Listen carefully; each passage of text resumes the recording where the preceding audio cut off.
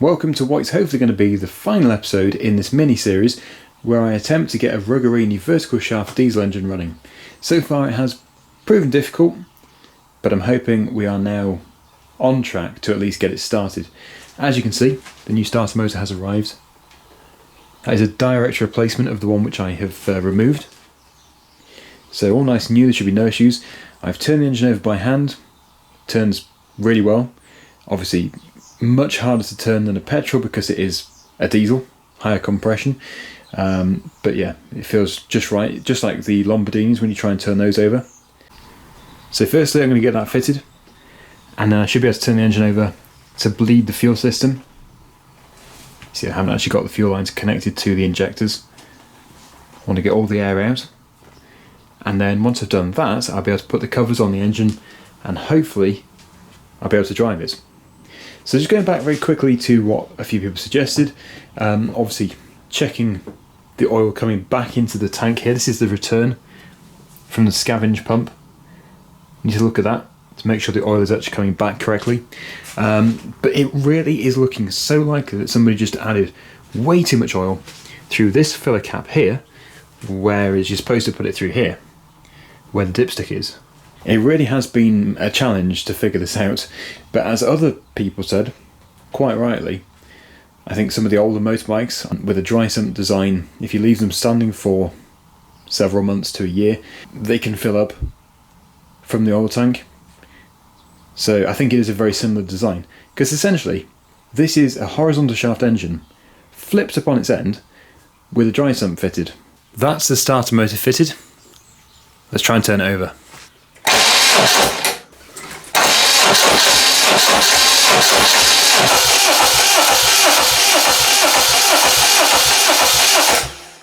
Well, I'm sure you saw there's diesel coming through. It might still have some air in it, but I think it will have enough to start. So I'm going to put the rocker covers back on, put the injector nuts back on, the fuel line, which leads to the injector. Top cover, don't want to get caught in that flywheel spinning. And then, yeah, see if it runs. I have just checked the oil level. You are supposed to check the oil level when the engine has been idling for a minute or so. So I can't get a true reading yet, but of course when I've done it, if it starts I'll be able to take the oil level reading. I want to put some really decent oil in as well. If you watched my previous video, you'll have seen I just put some really cheap stuff in just as a test. Yeah, and if you've just joined this video here, please do go back 2 videos to the start if you want to see the whole series through. I'll put a card thing up at the top.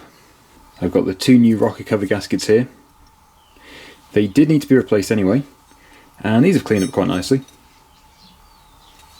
There was somebody asking me what I use to clean these. You just got to be careful not to use any products that react with aluminium. I was using a tar and grease remover for this, which was very effective.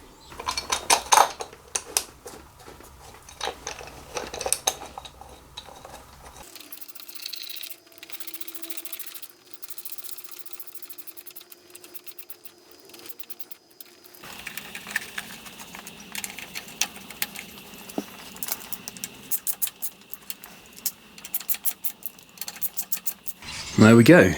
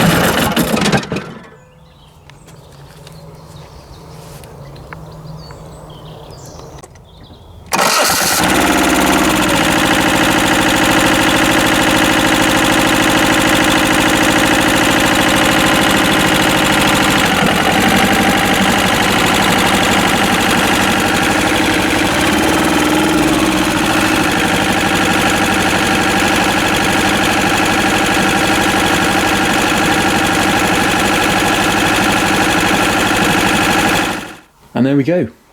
Absolutely fantastic. So as you saw, I did check the oil level between idling it for a couple of minutes and actually driving it and revving it up.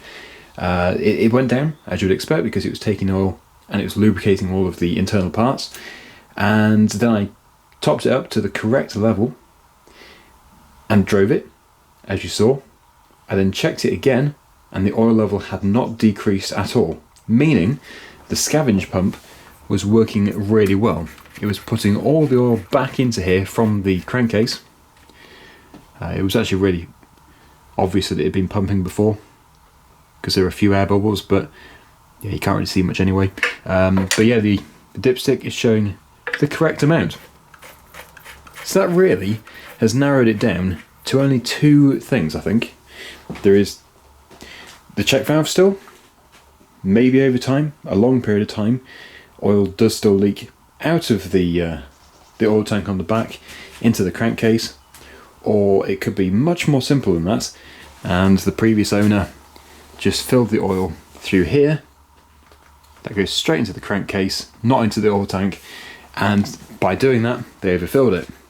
So what I'm going to do is leave it over the Christmas period and probably longer, but I'm going to keep checking the dipstick reading.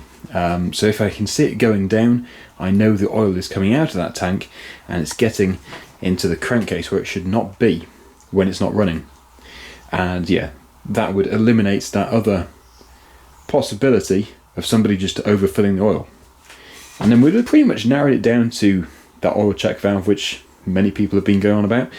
But I'm really hoping it is just as simple as it just being overfilled. But of course, what I did was not for nothing, because I had to get all the oil out of there. It was absolutely full, and because I didn't know the history, I had to check things to make sure nothing had been bent, like the conrods. Because yeah, when you aqualock an engine, you can do some fairly substantial internal damage. So I think that's where I'm going to leave it now. I really hope you've enjoyed it. If I do discover something, I will update you in the future. But hopefully now it's just a perfectly working diesel engine. As I said, they're so economical. They really are good. I just have to put a cover on here. But yeah, that's a tiny job. So thank you so much for watching. Hope you've enjoyed it. Until next time, see you again soon.